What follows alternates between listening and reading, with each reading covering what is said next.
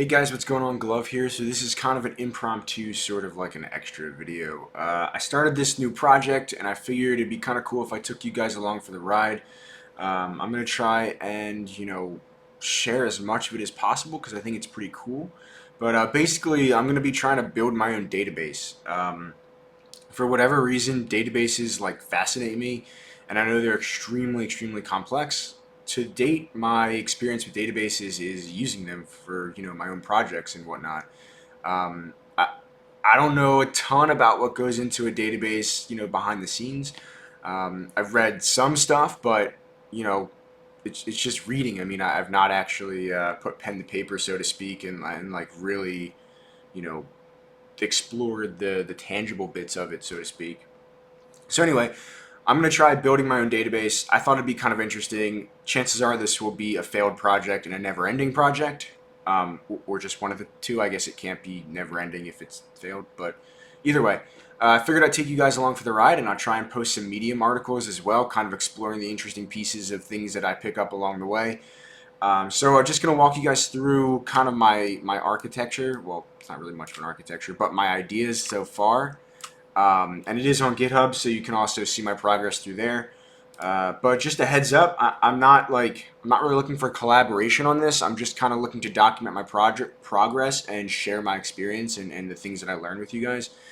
This is really just like solely like a passion project or like a learning experience for me. I don't really know that I have much intention of this being used anywhere, although that would certainly be a cool turn of events if that happened. So either way, let me just walk you through like what I've been kind of thinking of, and then that'll be it for this video. So basically, what's going on is whoops, that's not what I meant to do. The base part of it is the storage engine. I know that I have to build that. Never built a storage engine before, so that'll be kind of cool to learn about. Right now it's sort of like a black box to me, but below the storage engine is both the in-memory aspect and the on-disk aspect. So I want this to be in memory, so the active database, or perhaps the active part of the database, will be stored in memory to allow for speed and performance and all that fun stuff. But I do want there to be a level of persistence to disk. So the database that isn't active, or if a database gets big enough, the non-active parts of it, that TBD way down the road, but those parts of it will be stored and kept on disk, while the active bits will be kept in memory. So above that, and just really quick, some ideas here.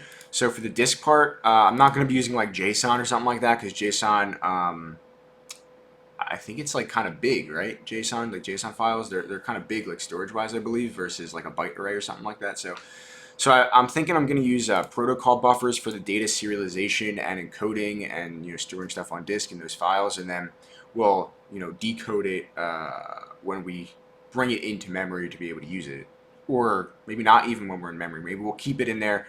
I don't know. TBD. We'll figure it out. The other parts are, like I said, the active bit is going to be stored in memory. Some ideas I have centered around that is question: can AI be used? Let me just zoom in here a little bit.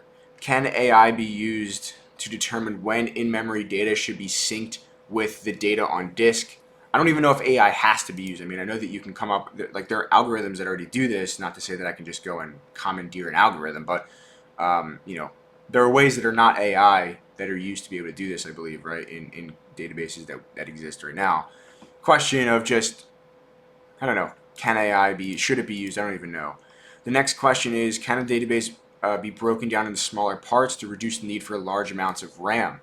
So that kind of goes back to this idea that I was saying, well, here I say that the active database is the database that's stored in memory for performance, then we flush to disk periodically.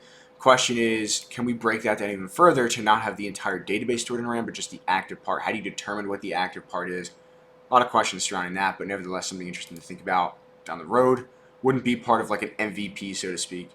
Next thing is, can AI be used to determine which parts of that active database should be stored in RAM? I don't know. Again, questions for later. So we go up a level, and we have this key value store, and I'm going to use this as like the base layer. I don't even know how realistic this is actually. I should put that out there too. But I'm going to use this as like the base layer, right? So at its core, The database is called StackDB, and it's called that because in theory you'll be able to create like a stack, right? You'll have this key value store. That's the base implementation that you get out of the box, and then we have plugins that make it kind of work as a relational database, or that make it work as a document database, or a graph database, a time series database, a search engine, which I don't have listed here, but that was something else that I thought of. So we have these plugins that kind of sit on top of a key value store to be able to implement different types of databases, right? So this is a much more flexible database, and that's why we call it StackDB, right? Because we're stacking things on top of each other. So I don't exactly know how that would work, to be totally honest. TBD on pretty much everything I just said. What is more fleshed out, if we go down here, is, I don't have to be that far zoomed in, this like installation process, right? So let's say you want to install the database for the first time, right? You start up the database, right? You hit that executable, or eventually there will be like a CLI tool that you can use to run the database or like shut it down. And by, when I say database, I mean like not a specific database in, you know, a StackDB database, right? Because you'll be able to have multiple, but like, I guess the program itself, if that makes sense. I'll have to come up with a better way of explaining that later. But basically, the first process is that when you start it up, it goes through this install process, which is essentially, and maybe I should just say like initialization process, right? So what this does is it's going to check to see if the directory structure that it needs is there, right? If it is, great, TBD, delete this. TBD, you'll basically be able to use the database because everything is set up properly, right? If not, though, we go into our run setup process, which basically looks like this. Number one, we create the directory structure, which essentially is we create this StackDB directory, probably in like your, well, it'd be different depending on the operating system, but I'm using a Mac for development here, so it'd be, you know, within the library the library directory under the user. That's where I think Postgres installs itself. And then inside of that, we have logs. So we have transaction logs, we have debug logs, and we have statistics.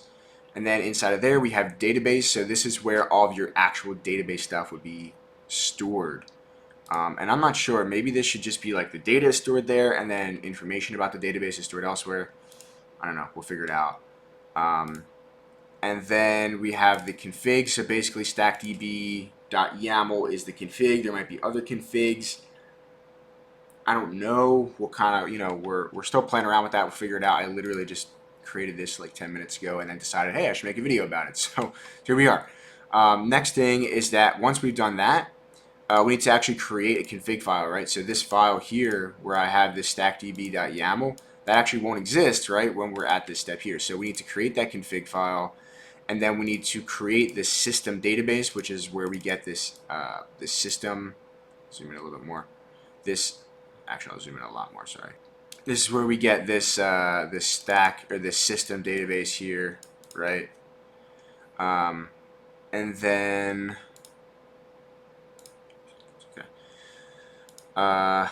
what we do is we start up the upkeep service, and I don't know if I can order. Oh, that did work. Okay, cool.